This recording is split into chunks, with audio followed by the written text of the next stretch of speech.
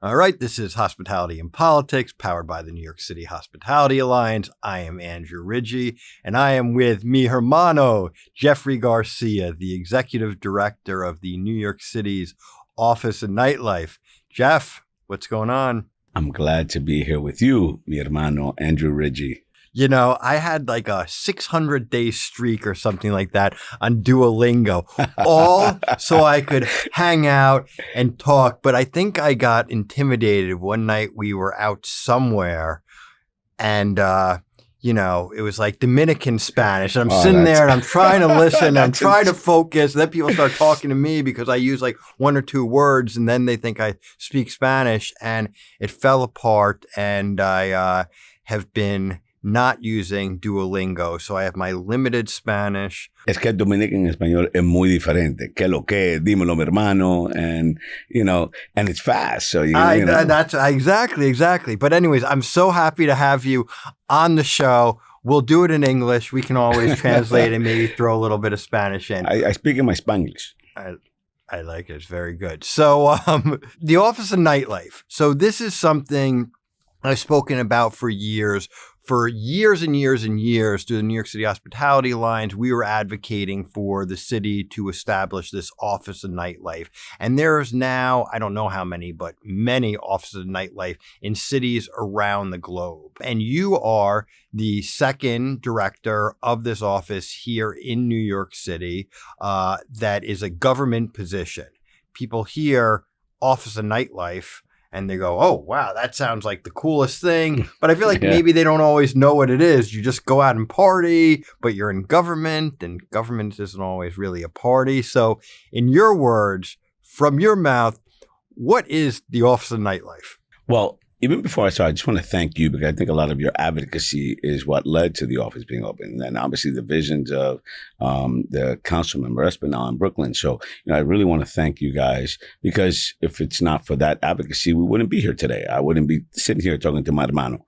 But, the Office of Nightlife, I'm so, first of all, so happy to have been appointed and here and in this role. I love doing this type of work, that advocacy role. The office was created to be a liaison between the nightlife industry and city government, right? To be that voice within the halls of government. And,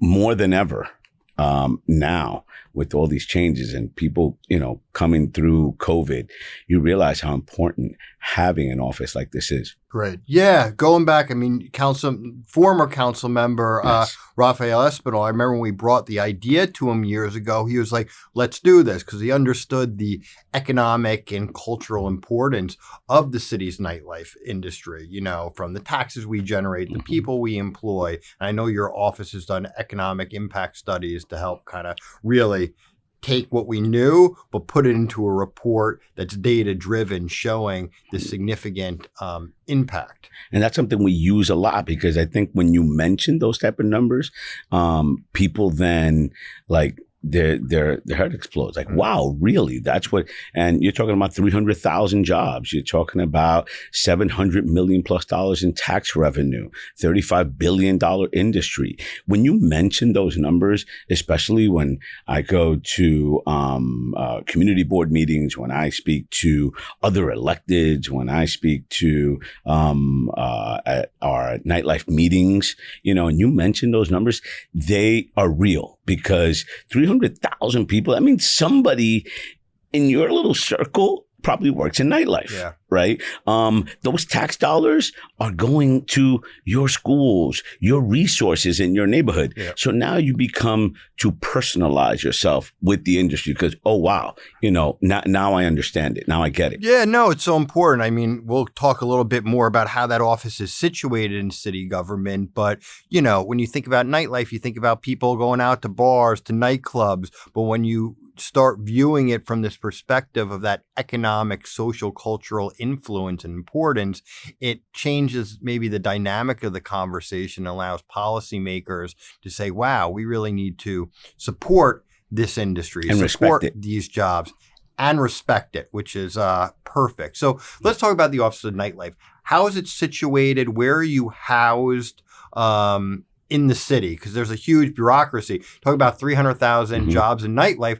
There's about 300,000 jobs, Yeah. I think, in New York City government. So you can see how important it is. So go ahead. I do want to digress a little bit because, I want people to make sure to understand, no, it's not just me going out and having fun. This is very much a daytime job that deals with real issues with the nighttime component, right? Because you have to understand, you have to visualize what's going on in nightlife. So, it has that component to it, but it's very much a daytime job that you're dealing with people, dealing with businesses, dealing with city agencies. But to go back to your question, it's obviously, we're housed now under the Department of Small Business.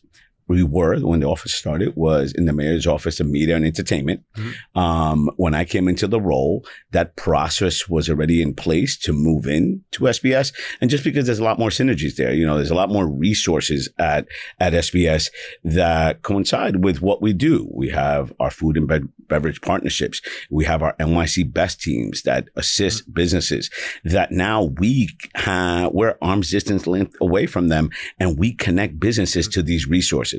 So now we bring all the resources that O&L has together with all the resources that SBS has. And now we could really, we have a full suite of services that we could really help businesses soup to nuts. Got it. So Office of Nightlife is housed in the Department of Small Business Services, or SBS.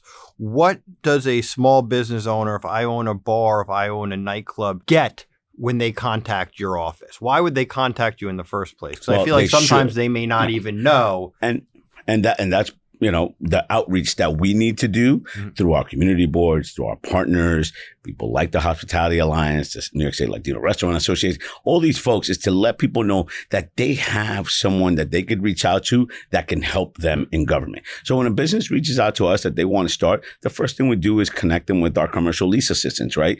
Did you sign a lease already? Are you in that negotiating phase? Well, we have free services that can help you with that, right? Then the small business advocates that can help you connect with all the permitting agencies, whether it's Department of Health, Department of Buildings. They can help you navigate that. And we do that as well. One of the things that, we created in our office, and one of the things when I came in is like, I want to make sure we're creating the work, right? To really help these businesses. And it's us too, reaching out to DOB, working with Department of Health as well. So they get a full suite of services. And then right before they open, they also can, work with our NYC best team to go out there and do that inspection, that pre-inspection. And I know DOH does it as well, but these are amazing folks that work in our office that were inspectors prior to this, that have experience in many facets, whether it's DOB, DOH, and they can go in there and work with you to help you navigate any potential violations. Got it. So on a day-to-day basis, I'm sure your calendar is crazy, but what is there like a regular day? So I know you said it's like a day job, so the Office of Nightlife, but it's a day job, but you're also out at night too. So like on a day-to-day basis, what are you doing? Are you sitting in an office? Are you out in the field? Is it a little bit of both? Well, obviously, to everyone that calls or reaches out to us, to them, it's an urgency or an emergency. And a lot of these things are a lot of what we do. Like, obviously, you're probably going to call Department of Health around the same issues, but it's about personalizing yourself with that individual that's calling you to really give them that support.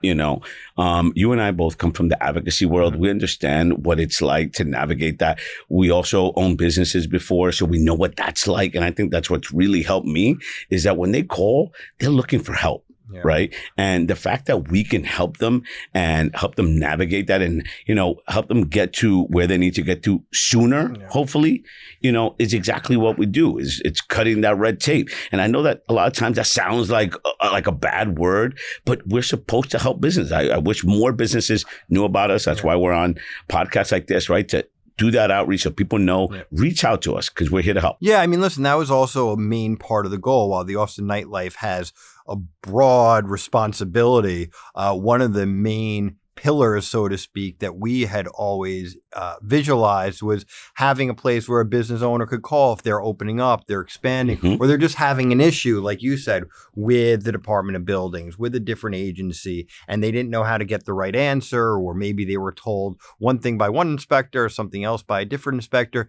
They have people inside government that are passionate about supporting them and can help them from the inside. And also, you mentioned all that tax revenue that they're generating, basically having some of it actually help them, so they're not always having to call some professional and pay them to do something when someone in government can say, hey, I'm here to help navigate through this bureaucracy. I love that you said that, because I say that all the time when I do meetings with people. Use these resources that are free. But guess what? It's not free. You pay for it. Yeah. Your tax dollars pay for us to be there. Use the resources available to you. Absolutely.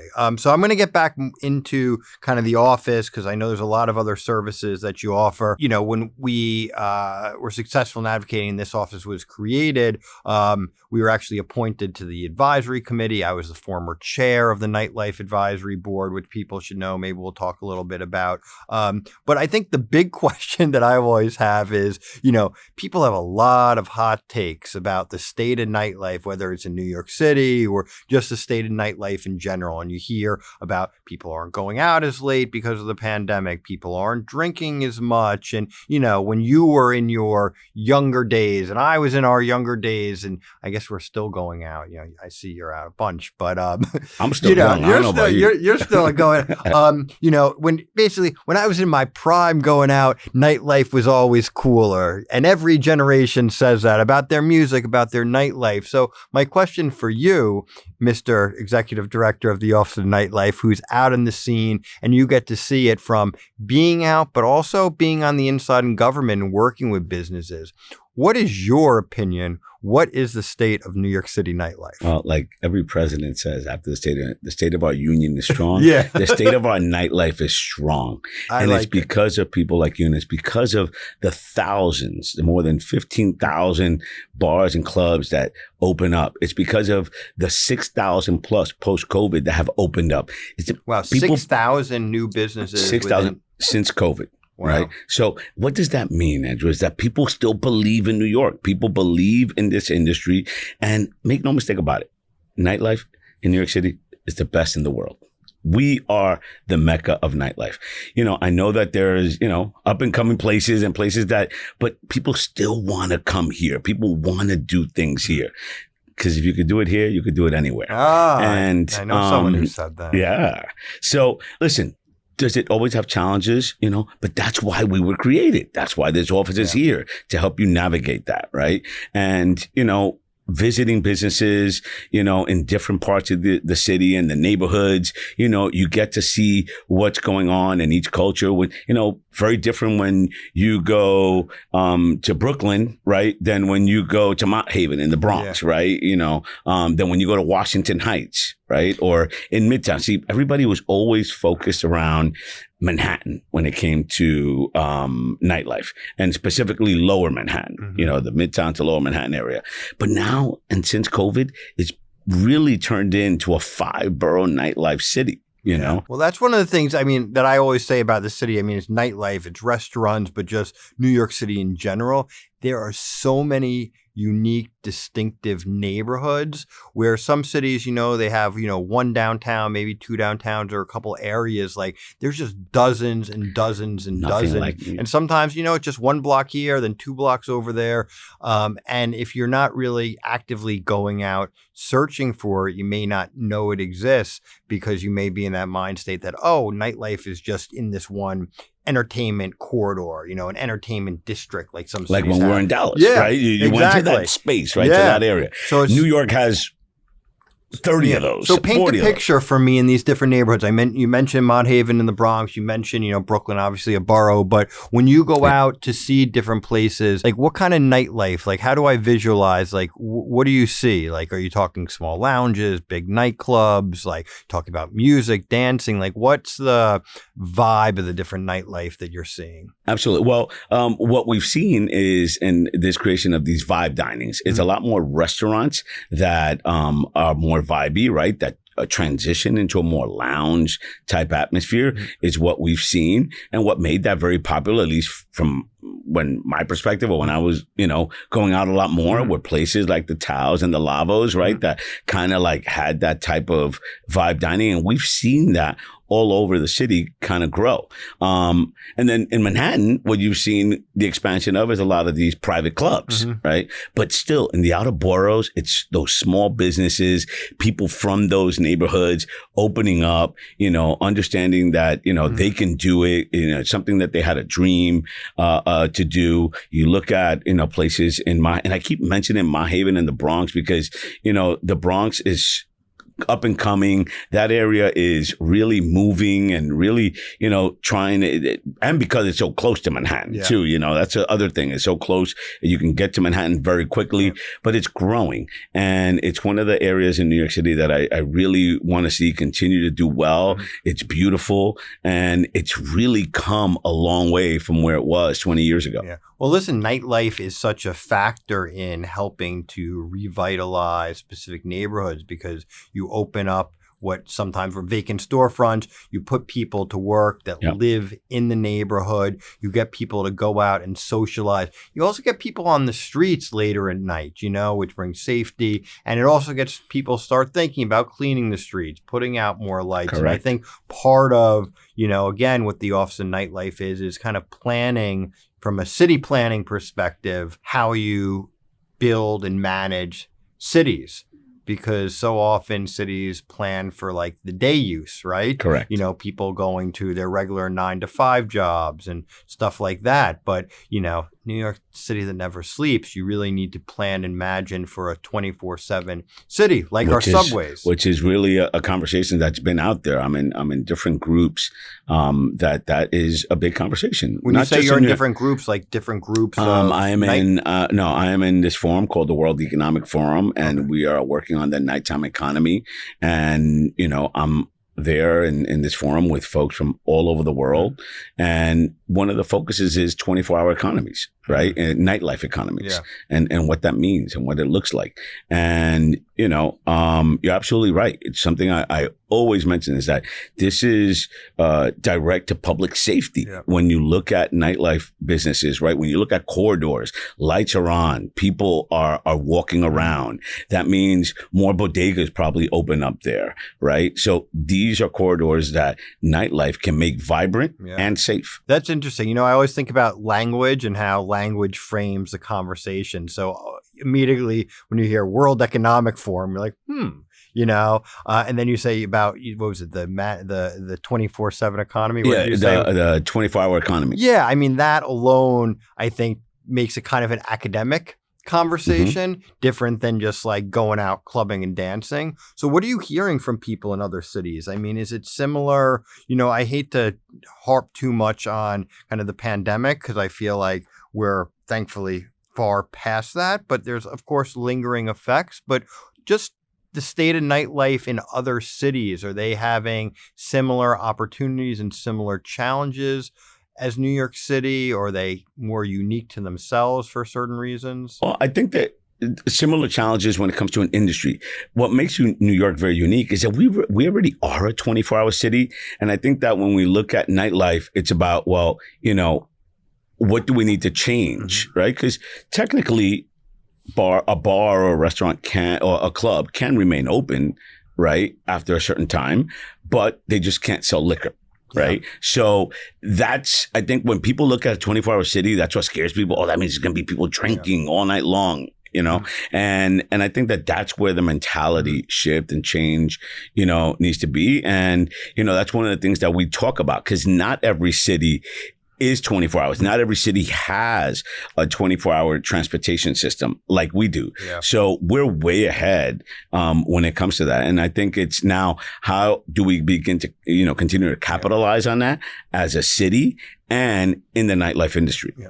I'm not going to put you on the spot about community boards and some of the challenges bars and nightclubs and restaurants even face when they have to go in front of a community board for a liquor license. This is me talking, saying that, there's a lot of frustrations because often they feel that, board. And I am on the community board. So I feel like, if I'm yelling about a community board, I'm also yelling at myself. But they do a lot of important work. They are grassroots democracy at the core, for better or worse, and they do play such an important role. In some areas, folks think that they have too much power and influence on certain nightlife related matters with liquor licensing and everything. So I'm not going to put you on the spot to comment on that. But what I would like to know, because I think you could share a lot of valuable information, is for a bar or a nightclub that is going to the community board for a liquor license, or that is currently operating and maybe having an issue with the community board, are there best practices that your office advises? Or if there is some sort of conflict, is there some sort of mediation? Because I know that you do offer programs. Like, how can a business owner that really wants to do all the right things, but still finds themselves having some challenges within the local community because people are out late or whatever the issue may be? Well, community boards, like you said, are an important part of our democracy and do a lot of great things for the communities. Yes, people feel there are challenges, right, when it comes to, restaurants and bars and dealing with community boards. I've been dealing with them for many years during my advocacy years, as a business owner, having to go in front of them as well. And I think the best way in terms of dealing with community boards and best practices is, I think that we need to find that common ground where we both can just be honest with each other, right? That the business owner can go there and talk about, what they want to do. And the community board's going to say, okay, great. Then this is what we need you to do. And then how can we come to the middle, right? And, really produce a business that's, obviously for you to make money, but also understanding the needs of the community as well. And that's one of the things I would tell business owners now. And I've always kind of mentioned that to business owners, go in there, be honest. But the fear is that if they're honest, then they're going to get denied or something like that. And that's where I love, from my role, is to meet with community boards and I want to be that bridge, right? I want to tell them, listen, you have someone within city government that not only understands you, but understands the business owners, and how can we all just come together? Yeah. And that you have resources that, if you are getting complaints from a business, we have resources like MEND, right? A free mediation program that helps business owners and the community come together as well and figure out solutions, And what would that be like for noise for quality of life issues mostly, right? The noise, which we like to use the word sound. I know. Right? See, I messed up. I was going to say it's about framing of it because that's really what it is. Absolutely. Sound and management. Whether it's garbage, whether it's people lingering, past a certain time. And it's all about if they're not aware of this, then, it's about making them aware. And then how can we all come together and work together? So the business owner or a resident can contact the MEND program? Well, they can, but they can contact our office. Oh, yes, we'll connect them, right, to the MEND program. We're not part of the mediation process, but we do bring people together. That's what you are, kind of like a convener, your office in many ways. And then they speak to each other. And what we've seen is that in 87% of those cases where people just talk to each other, like the way we are now, we come up with solutions ourselves. That's a high number, 87%. It's a very high number, right? And it's a very good number. And what we've realized, it could be something like just moving a speaker from, the right side of your room to the left side of your room, because maybe that speaker is right above the bedroom. And it's about that type of communication, right? And I think that that's one of the best solutions, that you don't have to use resources like 311 or the police to handle things like that, where you can get the owner's number and text them, hey, I don't know if you have a DJ tonight or, it's not your normal DJ, but the music is a little loud. Oh, I'm sorry. Let me take care of that. And that's what we want to see. Because that's when community and business really come together. 100%. No, it's a great program. And another thing that shows why these offices of nightlife are so important. You know, they kind of often call this position the nightlife mayor, but I know you've also said we also have a nightlife mayor with Eric Adams, who likes to go out and, you know, sample the product, as he said, and go out, and which is so important, being out there with the people, supporting these local businesses, being accessible, you know, to the people. And I think there's been a lot of things that this administration, you know, has said and done to be really supportive of the nightlife community. So there are a couple of things. I mean, obviously through our advocacy with the Hospitality Alliance, we've been supportive and advocated for a lot of these policies, but there are one or two, you know, policy achievements or reforms or campaigns or initiatives that stick out in your head that you, working in this administration at the Office of Nightlife, has accomplished, that you're like, you know, we're proud because we think this has really supported the nightlife community in New York? 100%. Couldn't wait for it. I'm glad you asked that question. And that's CURE. Okay. Right. And that was something that was done. It was, you know, obviously something that the office has been looking into, working on since its inception. Right. Because that was one of the main things that really negatively affected the nightlife industry. And it was called the March operations. Okay. The multi-agency response to community hotspots. And we transitioned from that. From March to CURE, which is coordinating a united resolution with establishment. There goes that language again. Right. Marching on a business to curing. To curing it, right? To making it better, right? Not just for the business, but for community and police or the agencies, whoever they're working with, right? Yeah. And that was something that happened because we had a mayor that understood nightlife, that respected nightlife. And as I said, brought nightlife into the daylight, right? And it just opened up everybody's eyes. And, you know, what we've seen is how well this works, right? Is when we bring business owners together, right, with the agencies, primarily the police is who we work with, right, to mitigate these issues, right, to talk about what's going on, whether it's you needing additional security, whether it's putting sound limiters or decibel readers, whatever it may be. We're there to discuss, we're there to talk about it. We're there to make you aware of what these issues are so that we can work together. Now, when we come out of that meeting, the business owner has the special ops lieutenant's phone number, has the cops' phone numbers that primarily work the nighttime. So if there are issues, they can respond faster, but also advising businesses that we want them to utilize the 311 and 911 system if they need it. Because businesses always felt like, oh my God, if I call 911, that's another 911 call that comes up in the community board. And then the community board will use that against me. Yeah, well, that was a big concern, is that you call the police to help, but then you could get into trouble. And just to kind of paint that picture, with these March operations in the past, a business wouldn't really know that, or they may not know that they're having these various different issues. And all of a sudden, you know, on a Friday night at 10 p.m. when your place is packed, you know, cops and health department and inspectors from all different agencies go in like it's a raid. And, you know, then they're looking for fruit flies and bottles, and they're looking if this permit is up to date and that license. But this has helped change that. So unless there's like a real emergency where people are at risk, they're not just showing up randomly in the middle of the night now, right? That is correct. That is correct. Reaching out and coordinating and sitting down and working through these issues. Correct.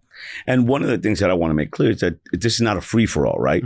Inspections and enforcement can still happen. Of course. You know, again, as the mayor says, public safety is the prosperity to the city, right? So we have to make sure that businesses are doing things, are not coloring outside the lines, as my colleague always likes to use, which I like that.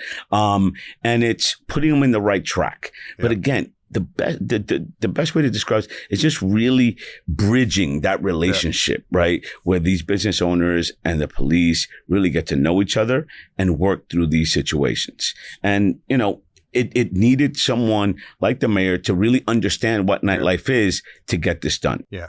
Well, I want to talk about two of those things, so they're connected. You know, the first person that held the position, the first was our dear mutual friend, Ariel Palace, and she came from nightlife. You know, she had a bar, a lounge, club She was on a community board. She was an advocate. So she brought all of these things into that position. And then when the city was looking to appoint the next person in this position, they appointed mi hermano, Jeffrey Garcia. And I think you brought similarly a lot of really valuable experience where it was maybe less of a job and more of like a lifestyle that you were passionate about, where it's more about kind of public service than just your job you go to every day. You had restaurants, you were a cop, you were an advocate. Can you tell me a little bit about your history? Because I think that probably uniquely set you up for success in the job, especially working with the police department, but then also dealing with like a business owner who may be frustrated about some red tape, your bureaucracy. You may know how to respond to them better because you were in their seat. So I can empathize with them. But I always love to say that when you love what you do, you'll never work a day in your life. So true. And I really, really enjoy doing this work. So me, in my early days, I came into the police department in 1994. So don't start doing the math about how old I am, But forever young. Yeah, forever young. At that time, I worked in the transit police when there was still a transit police. That was before the merger. There was 3 different police departments during that time. So, and then they merged. And then from there, I moved on and worked in, it's no longer part of the police department, but the Organized Crime Control Bureau. And I did, my whole career there in different units, but I was an undercover, working, high level cases, throughout my years. And, one of the things that does is, working in that type of role makes you like understand people and really like, give you, it's not like you're in uniform and you have to answer, like you have to gain trust from people. Yeah. You have to be someone that they can connect with. And I've used that style of the work that I did to connect with people all my life. Yeah. It's just, it's just, being honest in the moment, right? In that moment that you're working with that individual, but then being honest in the work that you're doing. Yeah. Right. And I did 20 years there. I retired a first grade detective in 2014. So I've been out of the police department now 12 years. And then got into the restaurant business, opened up One or More Coffee and Wine in the Bronx with a high school friend of mine, that I have a group of 10 friends that we've known each other all our lives. And then shortly after that, he ended up moving to the Dominican Republic. And then, I took it over with my wife, and my wife, who used to work in Hermes, left her job to then come on board and start running them. Because I was enjoying the work during that time we were starting the New York State Latino Restaurant Bar and Lounge Association. So we were doing advocacy work. That's when when we met. Yeah. Right? We met at a rally. In a rally on Dyckman Street. Yeah. I remember. About hookah. Yeah. It was around this hookah situation during that time. So that really got me into that advocacy role. Right. And, we grew that organization.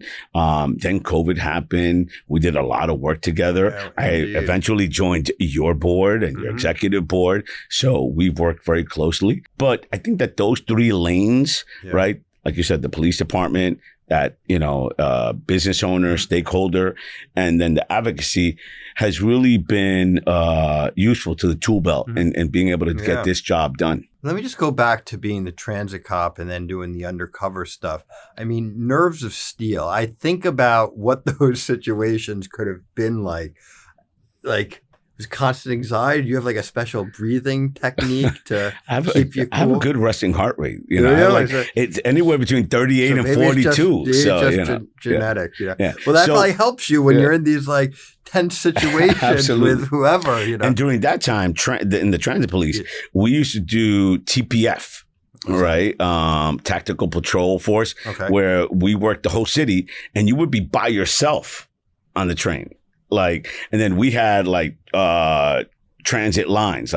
We had to be on car number, and it was to the detail. We had to be on car number 3340 from X stop to X stop. right? And then, and then go back. And then that would be your I guess your patrol sector, right? Obviously, you're in the precinct, you have cars and you have, a sector. We were on these trains and we were by ourselves during that time.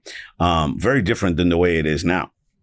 And then when I got into OCCB and started doing undercover work, it just, a lot of things just came naturally, having that gift of gab and, dealing with people, doing buy and bust in the street, and in the early 90s was pretty I think wild. of the King of New York City, Frank, when Christopher Walken's on the train and the guys come up and he throws them money. So anyways, I digress. But that experience between being a cop, having the coffee shops, the wine bar, being an advocate, and then going into government, I will personally say I think is so important because too often, you don't have people with that hands-on experience in government. You have a lot of good people, but there is something to be said about having that experience. So I think that brings a lot of value.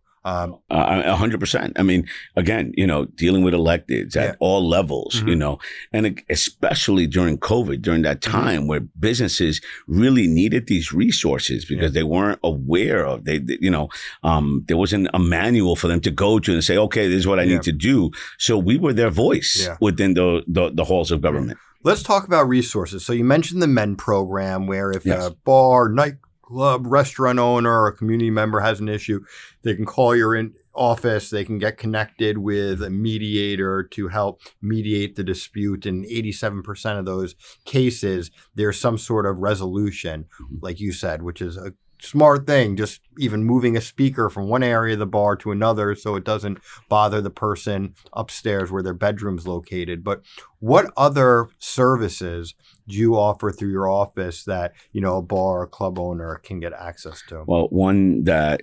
is one that we encourage everyone to really participate in is our Narcan Behind Every Bar campaign.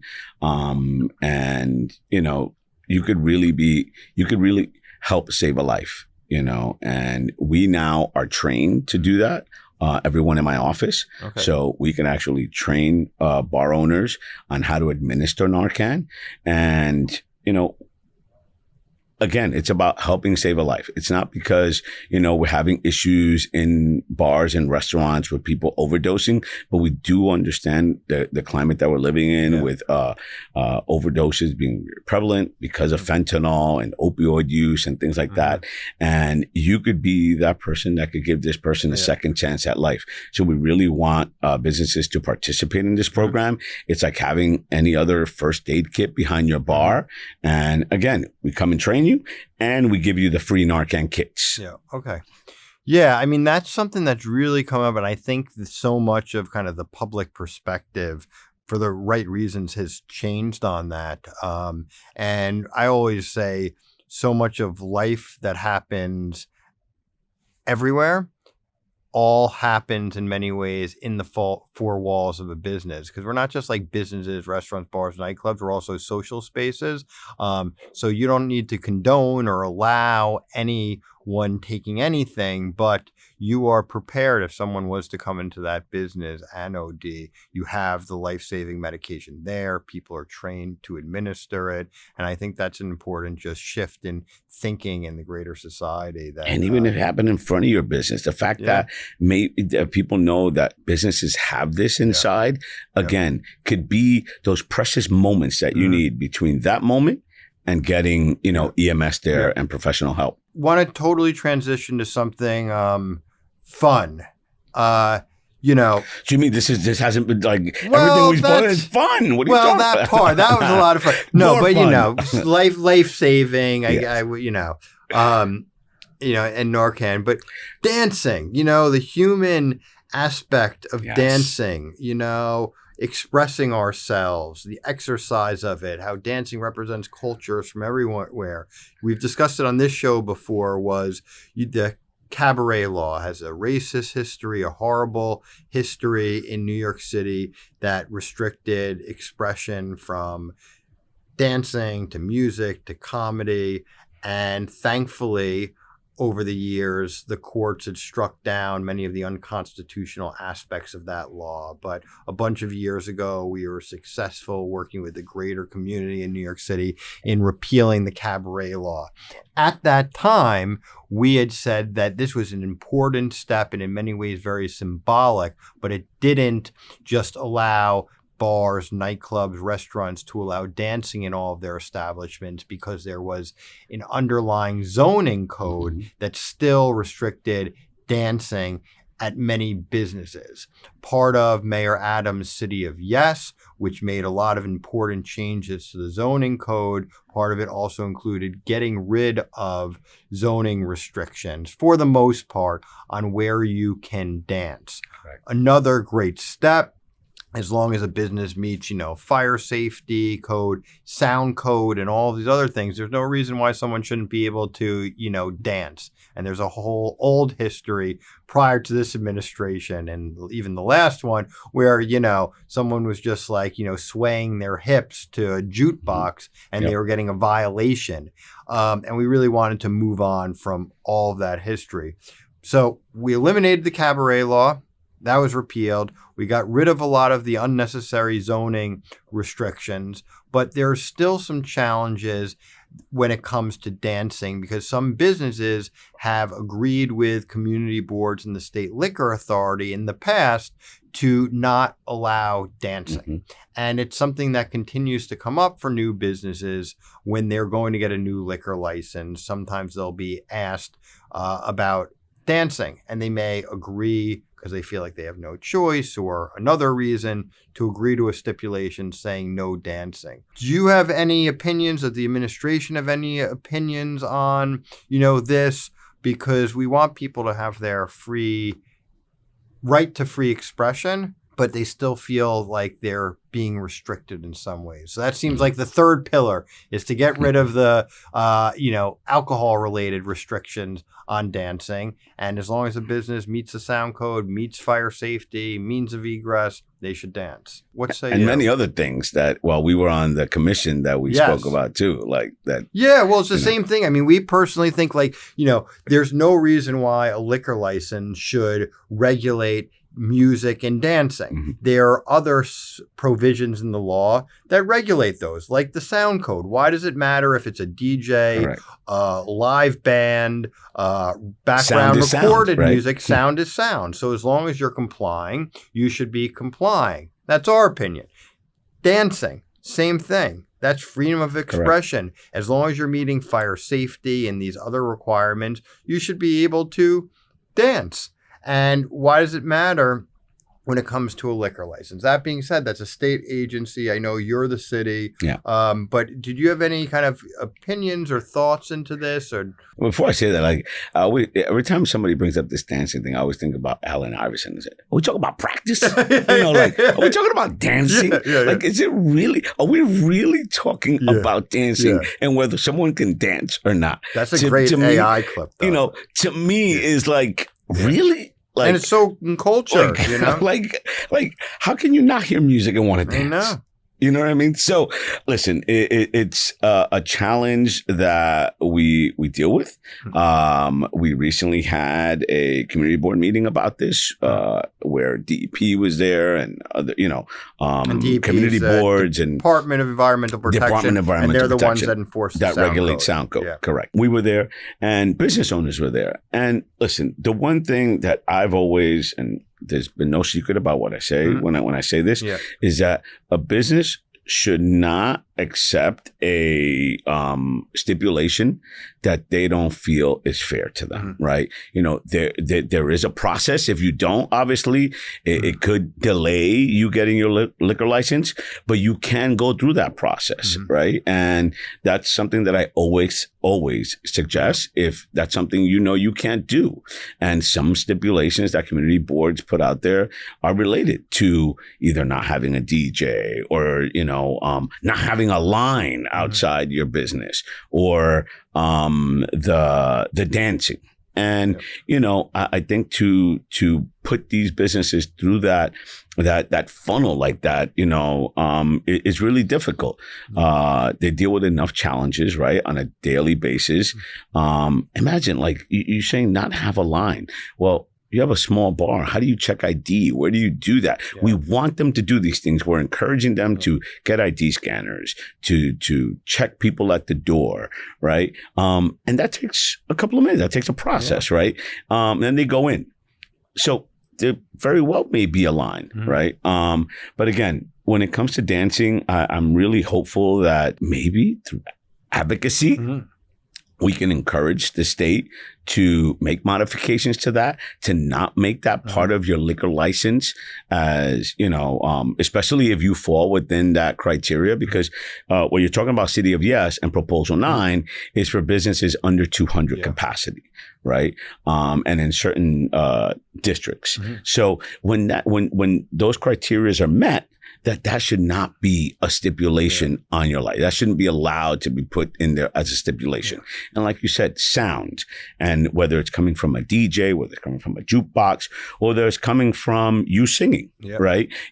Should not be. My singing maybe should be illegal, but don't we all sing in the shower? Well, then it sounds good, but anywhere else it's not I have the perfect acoustics. That should not be what they should be regulating. You know what I mean? Like you said, there are agencies, there are codes that mandate that. Now, if a business is violating that, then they can go through the cure process, they can go through the MEND process, and then if that's still a violation, then they get a fine. And you know what? And the fine is very expensive from DEP for that. So, I think that, putting these businesses through those type of rigmarole when they're going to open up is really challenging. And we want our businesses to succeed. You spoke with my community board that I'm on, Community Board 7 Manhattan, and I thought it was really helpful. I mean, obviously we're friends, and I was the past chair of the board. You were tough on me. No.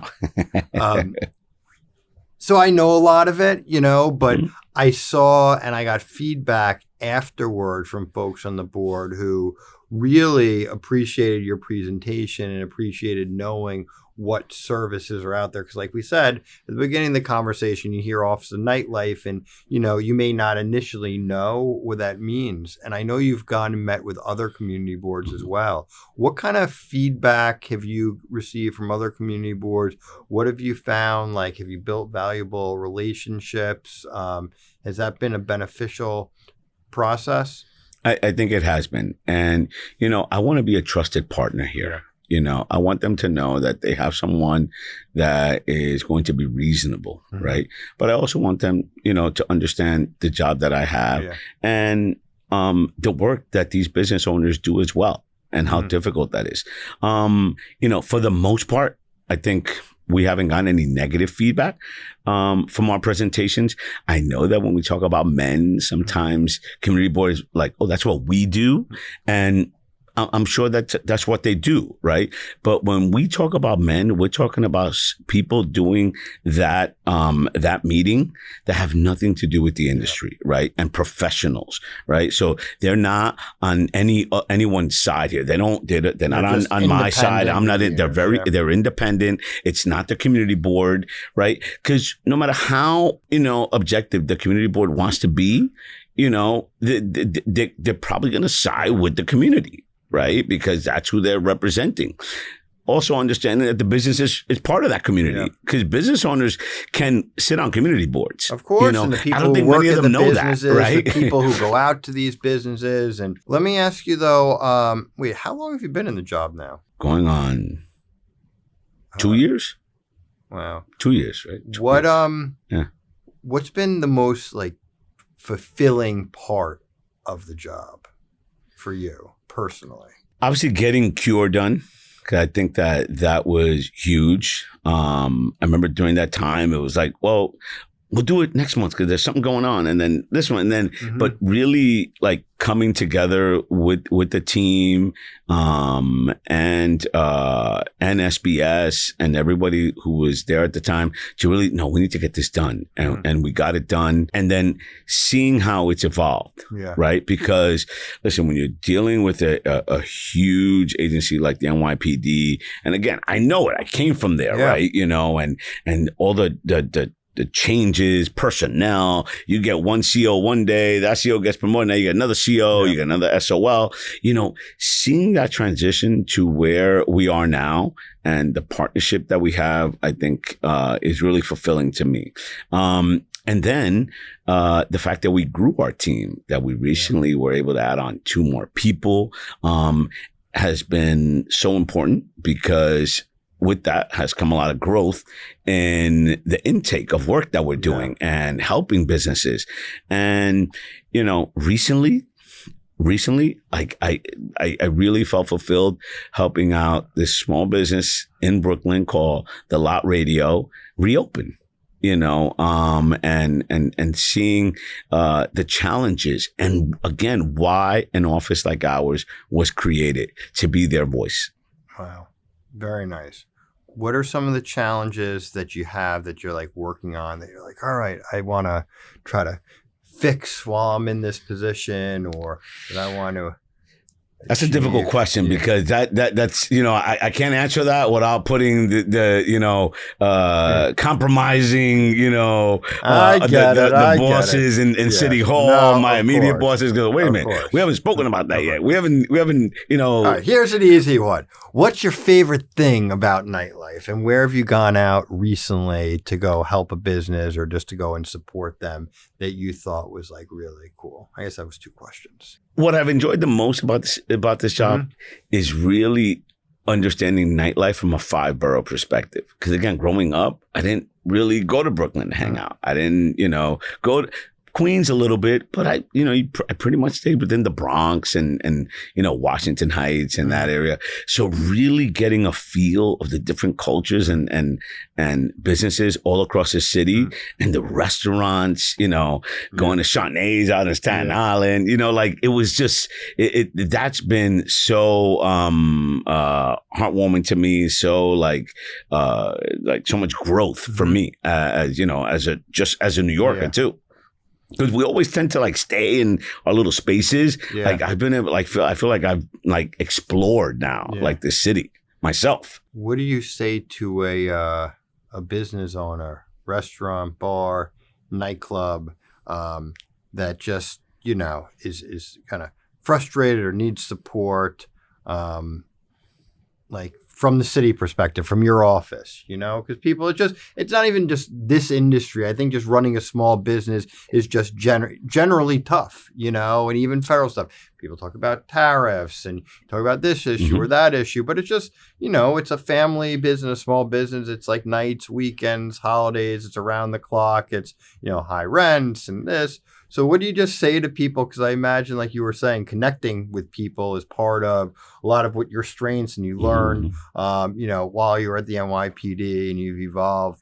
Like, what do you say when they just come to you and they're like, oh, like, how do you guide them? Because I'm sure that is important to people, you know, and they kind of feel like they don't know what to do next. And then they turn to you and they're like, can you help? I wish I could sing like my boss, Dinosaur Grossman. I'd be like, call us. 1-888, but I don't know how to sing, so I'm not even going to try. But call us, you know, reach out to us through social media, through email, my phone, our phone numbers, any which way you can, because we're here to help, right? Know that you have resources available to you here. And I'm very passionate about helping you. So please reach out to us and, you know, hang in there. You know, stick with your vision, stick with your plan, right? Don't color outside the lines so you don't get in trouble, because that's when things really get difficult, right? And, but, you know, listen, I was on another interview one day and, you know, somebody asked me like, you know, what are some of the challenges? Like, if something's not working, like, don't continue, like pivot, Yeah. do something else. I've seen myself as a business owner myself, like, where, you think you can do this and you're going to keep, and you're going to keep pushing, know when to pivot, right? And take that next step. How do they get in touch with you, the office? Well, it's NYC Nightlife Gov, on social, our email, it's nightlife@sbs.nyc.gov. And my phone number, 646-842-2770. Blowing up. Call me up, man. No, listen, call us because we really, really appreciate when we're able to help. And, again, going back to why we're at SBS is we have so many additional resources. Like there's a huge team of people that I can connect them with that are there to help. Yeah. And, one of the other things at SBS that's huge is that we also work with our WMBEs. So we can help businesses get certified, connecting them to that team. So again, so many resources. Like I mentioned, commercial lease assistance, our financial capital group, right? That can help them, navigate and look for capital as well. So there's so many resources. Reach out to us. I love it. Like you said before, notwithstanding real challenges that businesses, will always have, there is so much incredible nightlife across the 5 boroughs, different cultures, different types of places, and you just got to go out and find it. So let's leave on a very upbeat and passionate note. Like, what's one thing, if you can say, I don't always know what the rules are, but can you say like a place you are, a nightlife venue recently, or something that you saw online maybe that you were like, this is a great expression of New York City nightlife and all the beautiful things about it? I've enjoyed every single place I've been to in the city so far, and, enjoyed how we can help them, the ones that have needed help, enjoyed the ones that I've proactively gone to and let them know of the resources that we have. So, again, I just want folks to reach out to us, to let us know if they need our help, and we're there to help. And, and then I look forward to when we're having a cigar. Nice. Jeffrey Garcia, mi hermano, I want to say thank you for being on the show, for your public service. It is very important what you do. And I also want to give a shout out to your incredible team, because I know they all make this good work happen too. 100%. I want to shout them all by name. Jose Sogard, Francesca Mira, Alexis Jimenez, and Mia Kong. The latter two are the ones that came in last into the team and are doing amazing work on this cure process. So we want to make sure that we continue to do the great work for the people in our industry. Well, we're happy that you are all carrying the torch and supporting the nightlife industry in New York City through the New York City's Office of Nightlife. Thanks for all you do. I'm Andrew Ridgie. This is Hospitality and Politics, and we will see you out in the nightlife. Thank you, brother.